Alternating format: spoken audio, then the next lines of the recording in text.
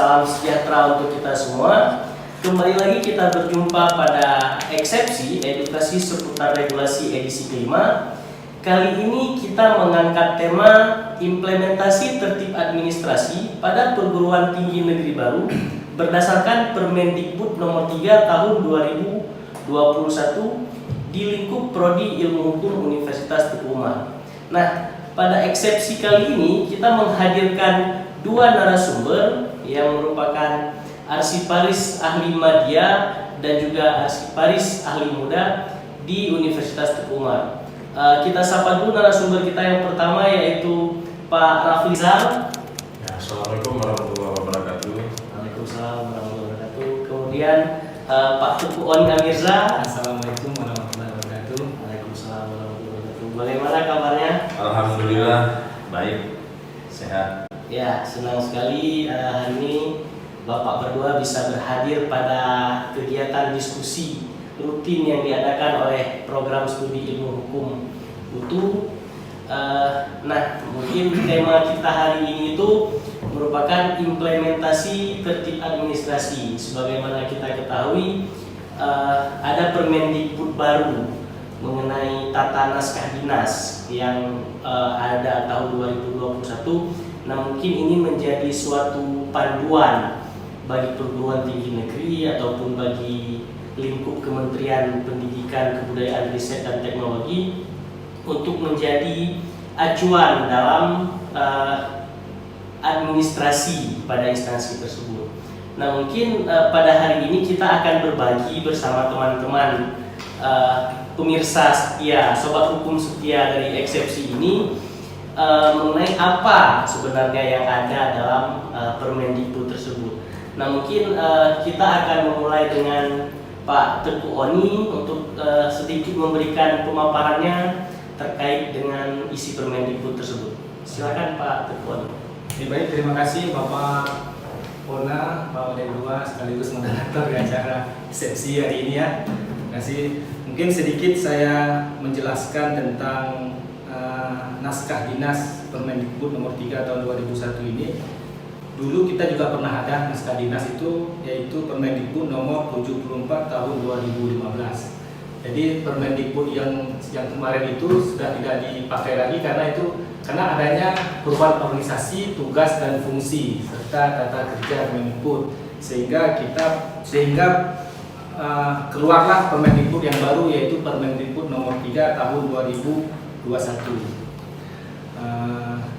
Terus Permendikbud nomor 3 tahun 2021 itu mungkin isi-isinya yang mungkin saya bilang singkat-singkat aja ya. Mungkin ada di situ ada naskah dinas, itu ada tata naskah dinas juga, terus ada juga kewenangan penandatanganan naskah dinas dan tanda elektronik. Nah, yang saya jelaskan yang pertama dulu adalah naskah dinas. Apa itu naskah dinas? Naskah dinas itu adalah informasi tertulis sebagai alat komunikasi kedinasan. Jadi semua yang berhubungan dengan mungkin surat atau naskah dinas lah, yang isinya surat atau apa yang lainnya, itu semuanya harus mengikuti dengan Permendikbud nomor 3 tahun 2021. Terus ada naskah dinas. Naskah dinas itu adalah pengolahan informasi yang meliputi pengaturan jenis, format, dan penyiapan. Jadi naskah dinas itu di situ ada juga nanti ada kode-kodenya, ada nomor, format penulisannya juga, dan lain-lainnya lah ya. Terus ada juga kewenangan penandatanganan naskah dinas.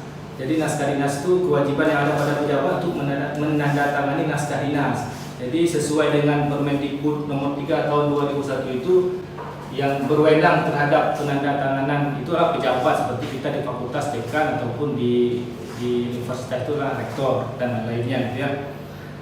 Tanda tangan elektronik, tanda tangan yang dulu masih pakai manual, kita mungkin sekarang udah mulai dengan tanda tangan elektronik ya. Terus yang sedikit lagi apa lagi ini, lembaga layanan pendidikan tinggi adalah lembaga yang berkuda di bawah bertanggung jawab kepada menteri. Terus ada perguruan tinggi negeri yang disingkat PTN, perguruan tinggi pendidikan atau diselenggarakan oleh pemerintah. Terus yang nextnya pokok-pokok dan peraturan Permendikbud. Itu ada jenis dan format naskah dinas. Itu ada naskah dinas arahan, naskah dinas korespondensi, naskah dinas khusus, dan naskah dinas lainnya. Terus naskah dinas arahan terdiri, jadi di situ ada lagi peraturan, instruksi, prosedur operasional standar, dan surat edaran.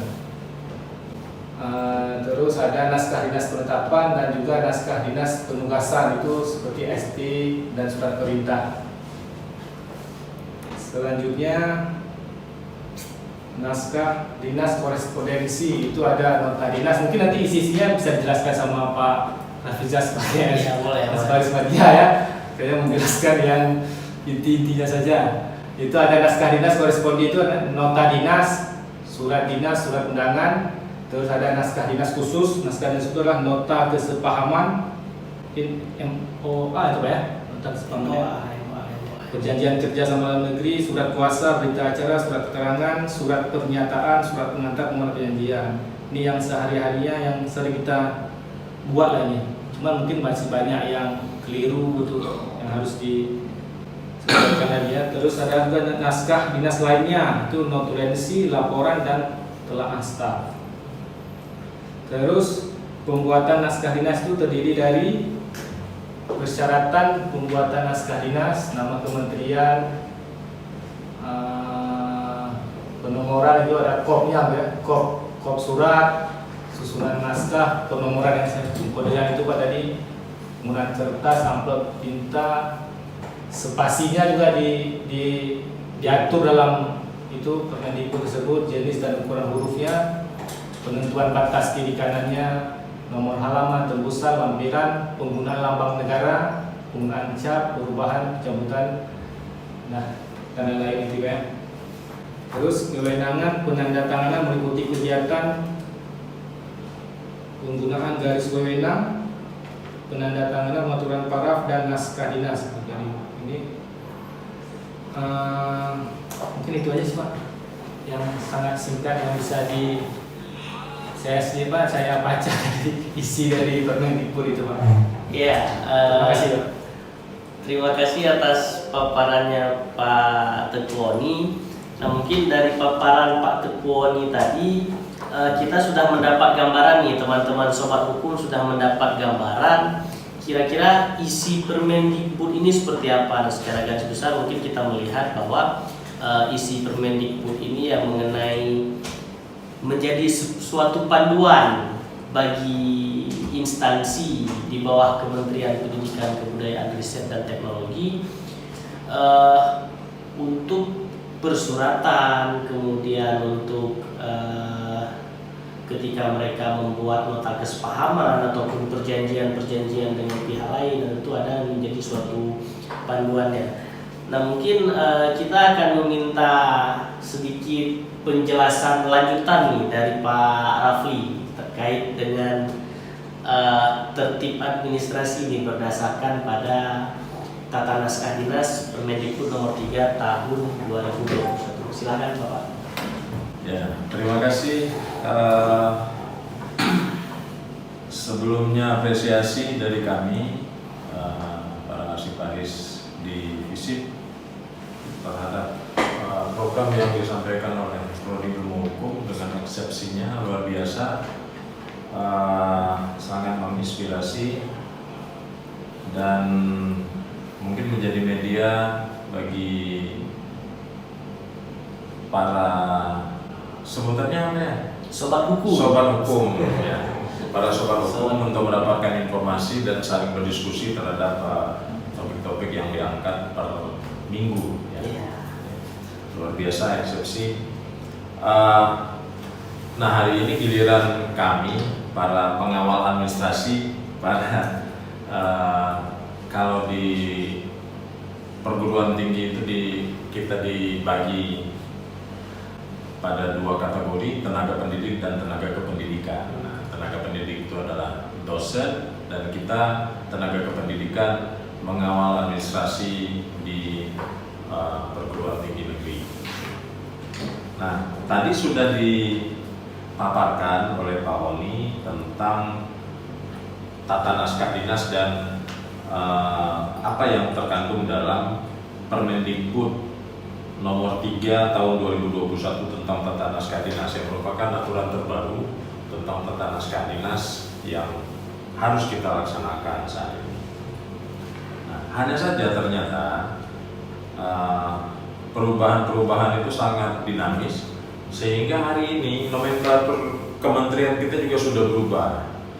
Kalau kemarin itu Kementerian Pendidikan dan Kebudayaan, sekarang Kementerian Pendidikan, Kebudayaan, Riset dan Teknologi. Nah, itu juga akan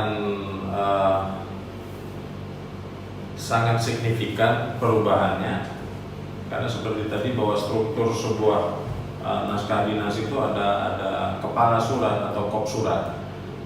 Nah, penggunaan kop surat itu jika keliru maka akan tidak sah sebuah surat tersebut. Ya. Nah, Kementerian Pendidikan, Kebudayaan, Riset dan Teknologi itu mulai sah digunakan per 1 Mei 2021.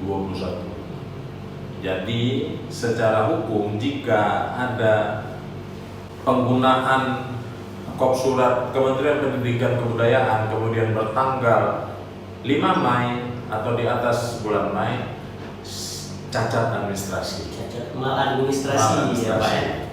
Karena setelah Mei kita mesti menggunakan kop Ya. Kementerian Pendidikan, Kementerian Pendidikan, Kebudayaan, Riset dan Teknologi. Itu yang terbaru, nomenklatur terbaru dari kementerian terbaru kita, dari ya. kementerian kita. Ya. Kemudian untuk apa perlu ada tata naskah dinas? Nah, tata naskah dinas ini disusun digunakan untuk menjamin keteraturan dan kemudahan komunikasi. Jadi antar sesama level dari atas ke bawah dan dari bawah ke atas. Jadi kita bisa bayangkan jika tidak ada naskah dinas, tiba-tiba saja ketua prodi mengirimkan surat kepada dekan, kemudian dengan bahasa yang dipahami sendiri karena memang tidak ada yang mengatur misalnya, kemudian ketua prodi bisa langsung mengirimkan surat kepada rektor, bisa mengirimkan surat kemana saja semudahnya karena tidak ada aturan. Nah, jadi surat menyurat itu diatur dengan tata naskah dinas, sehingga kita bisa tahu bahwa batasannya pada level tertentu dia cuma boleh mengeluarkan surat jenis apa saja dan kemana saja.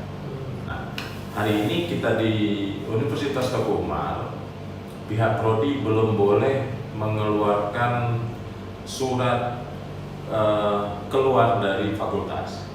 Surat keluar fakultas harus ditandatangani oleh dekan atau wakil dekan atas nama dekan. Jadi masih ada beberapa prodi yang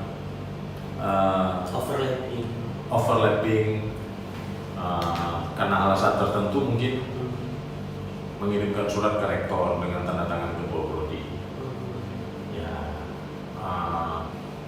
Potensinya dua, tidak paham tata naskah dinas ataupun mereka pengen coba-coba cek ombak, tembus nggak? Betul, untungnya ada kalau diterima oleh rektor berarti tembus, kalau di reject sama pihak menerima berarti ya cek ombaknya gagal. Jadi mungkin itu dulu bahwa tata naskah dinas itu perlu untuk keteraturan komunikasi dan ketertiban administrasi. Oke, terima kasih Bapak. Jadi ini sebenarnya menarik Sobat Hukum ya, bagaimana kita sebagai suatu perguruan tinggi, kemudian yang mungkin itu kita masih masuk kategori perguruan tinggi negeri baru atau sudah tidak masuk kategori itu lagi, tapi proses administrasi ini sudah seyogyanya kita mulai menata pelan-pelan gitu. Mungkin di awal-awal kita masih belum terlalu tertib, masih ada yang maladministrasi dan lain sebagainya. Nah, mungkin pelan-pelan dengan adanya pedoman tata naskah dinas ini bisa menjadi suatu langkah baru bagi kita untuk menata ulang administrasi itu seperti aturan yang ada. Nah mungkin sobat hukum ini pasti bertanya-tanya kan, apa yang sebenarnya menjadi tantangan bagi perguruan tinggi ataupun bagi suatu instansi itu dalam menertibkan administrasinya ini. Mungkin Pak Oni atau Pak Rafli ingin memberikan tanggapan terkait hal tersebut. Tantangan apa sebenarnya tantangannya itu? Ya, saya coba jawab. Tantangan dalam penertiban administrasi itu sebenarnya adalah kedisiplinan.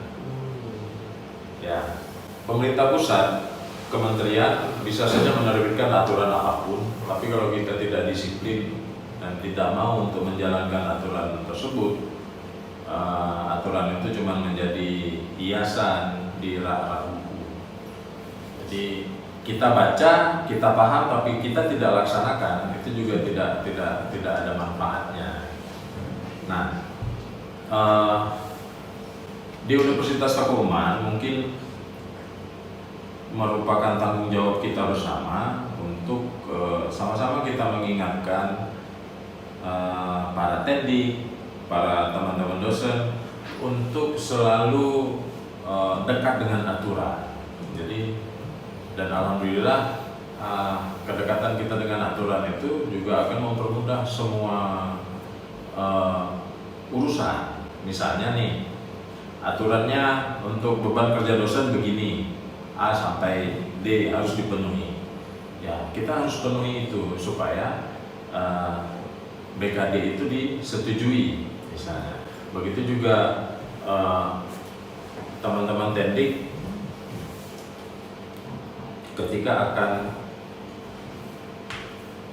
mengusulkan kenaikan pangkat, disyaratkan harus ada penilaian SKP 2 tahun terakhir. Nah, kalau setiap tahunnya tendik itu tidak pernah mengisi SKP, maka dia akan kelabakan dalam melengkapi berkas untuk kenaikan pangkat. Tapi kalau setiap tahun dia isi SKP, otomatis untuk kelengkapan administrasi kenaikan pangkat akan mudah.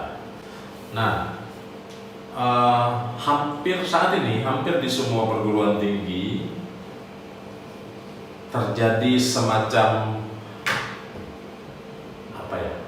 ketidakstabilan administrasi, karena per Desember 2020 sudah dihapuskan jabatan struktural untuk eselon 3 dan eselon 4, pejabat administrator dan pejabat pengawas, digantikan dengan pejabat fungsional.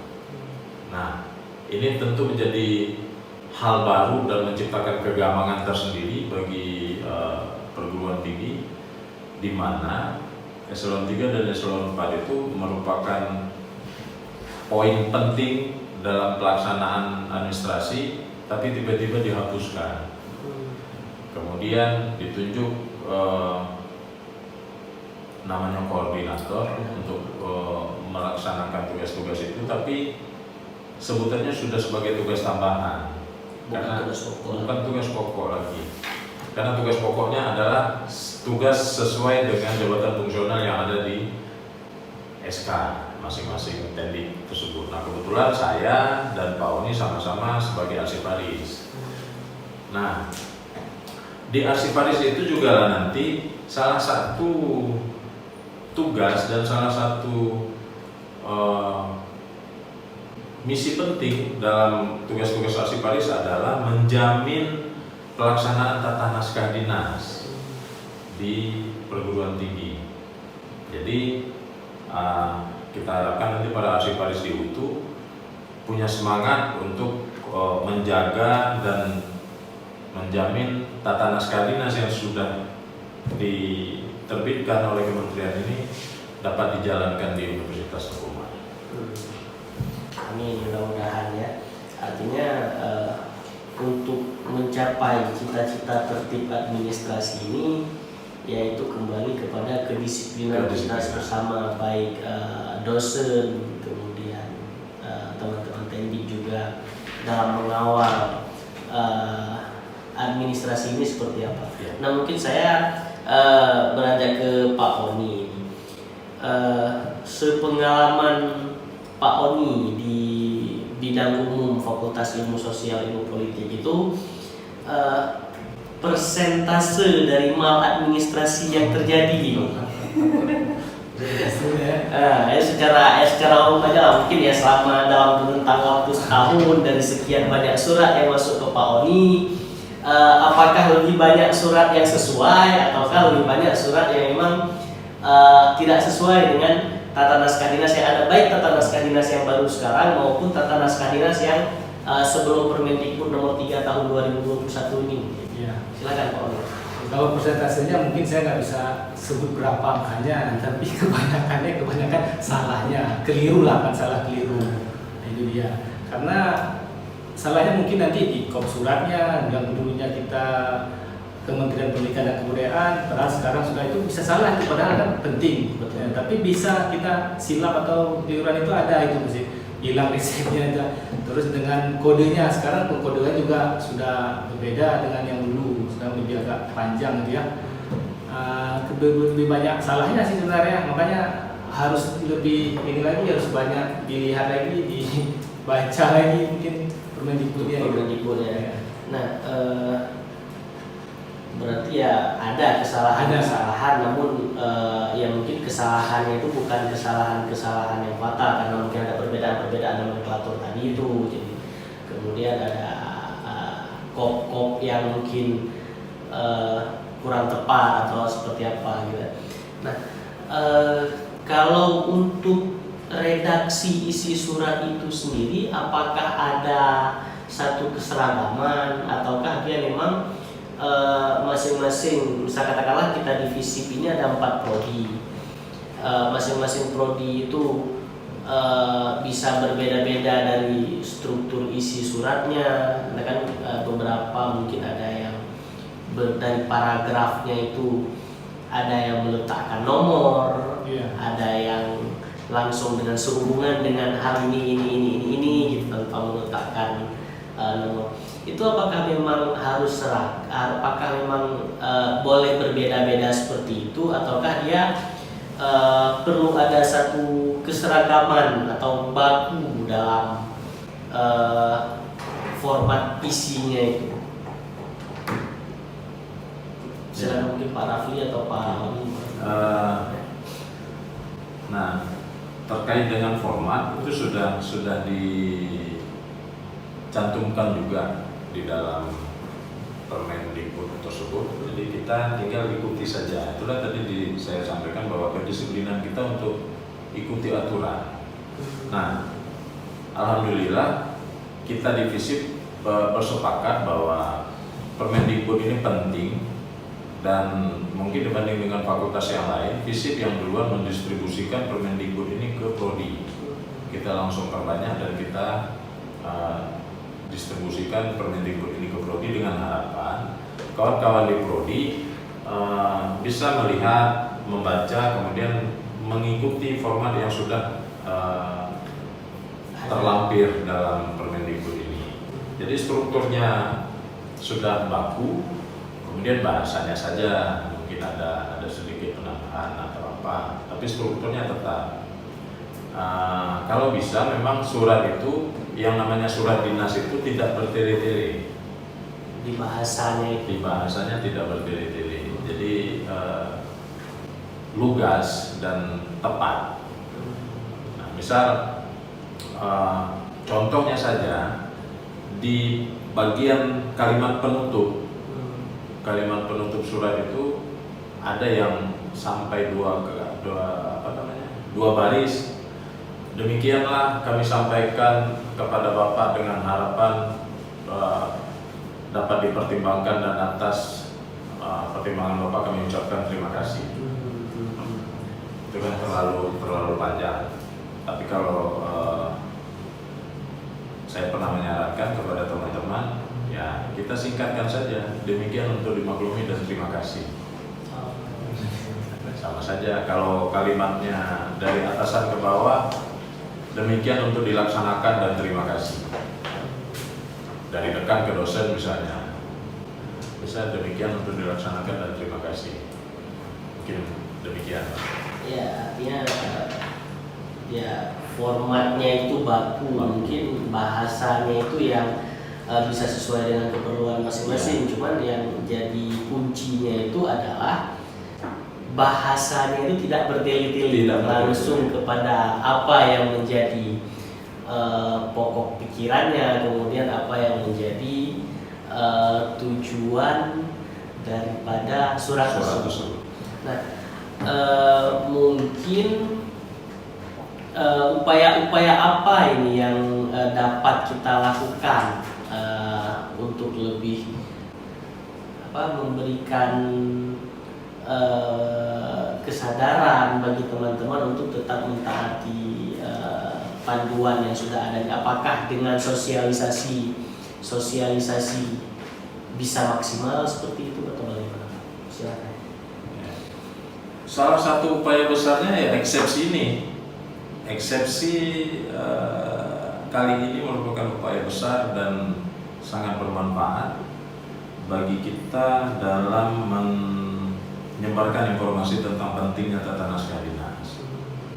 Nah, semoga saja dengan Sobat Hukum mendengar resepsi yang periode kali ini bisa lebih penasaran, lebih tertarik kenapa harus patuh dengan tata naskah dinas. Contohnya saja, kenapa kita harus repot membuat surat lamaran pekerjaan itu harus dengan tulisan yang cantik? Kenapa nggak tulisan asal-asal saja? Nah, itu salah satu contoh pentingnya tata naskah dinas, dan ya semoga saja Sobat Hukum bisa lebih menjadi kelompok pertama yang patuh terhadap tata naskah dinas, dan ya tata naskah dinas dan kelengkapan administrasi pasti akan menjadi jaminan kepastian hukum. Ya, artinya eksepsi menjadi salah satu upaya untuk mensosialisasikan Permendikbud terkait dengan tata naskah dinas ini. Nah, mungkin satu pertanyaan terakhir dari saya, sekaligus mungkin Bapak Rafli dan Pak Oni memberikan closing statement. Tadi saya menarik ketika Pak Rafli menyebutkan bahwa Arsiparis mempunyai peran penting dalam mengawal tertib administrasi di satu perguruan tinggi atau khususnya sekarang di Universitas Teguh. Nah, mungkin harapan dari Pak Rafli dan Pak Oni ini terkait dengan penguatan fungsi Arsiparis ini seperti apa? Harapannya mungkin kita sekarang juga Arsiparisnya sudah banyak dalam IP3 juga ada. Mudah-mudahan kita bisa membantu prodi-prodi untuk meluruskan tentang naskah dinas ini agar lebih baik dan teratur. Ya, terima kasih Pak Oni, Pak Rafli. Harapannya semoga Arsiparis utuh, kami pada Arsiparis utuh punya semangat berlebih dan dapat dukungan penuh dari pimpinan fakultas, pimpinan universitas untuk bertugas mengawal tata naskah dinas, kemudian menjadi penjaga memori kolektif bangsa. Karena dengan memori-memori kolektif itu terjaga, kita akan bisa menceritakan kembali bahwa utuh itu seperti ini. Kita pernah seperti ini buktinya, dan ini bukti otentik. Itu tugas Arsiparis, mempertahankan warisan budaya mungkin, tapi secara lebih khusus lagi kita bisa mempertahankan sejarah utuh itu, kita bisa tampilkan secara otentik kembali. Mungkin demikian. Baik, terima kasih yang sangat menarik ya, bahwa administrasi ini, surat menyurat dan lain sebagainya bukan hanya suatu proses, bukan hanya suatu rangkaian dari perjalanan sebuah universitas, tapi juga akan menjadi satu sejarah dari perkembangan universitas ataupun perkembangan satu lembaga melalui dokumen-dokumen yang otentik. Nah, disinilah kita mungkin poin penting dari perlunya menjaga ketertiban dari administrasi tersebut. Sangat menarik diskusi kita hari ini. Terima kasih Pak Rafli, terima kasih Pak Oni sudah berbagi bersama Sobat Hukum. Nah, Sobat Hukum, hari ini kita mendapatkan ilmu baru mungkin tentang bagaimana administrasi yang baik dan benar sesuai dengan peraturan yang berlaku di instansi kita. Nah, insya Allah kita akan bertemu kembali pada eksepsi edisi berikutnya, tentu dengan menghadirkan pemateri-pemateri yang tetap menarik. Nantikan pada edisi-edisi berikutnya. Sekian dari saya. Assalamualaikum warahmatullahi wabarakatuh. Sampai berjumpa kembali.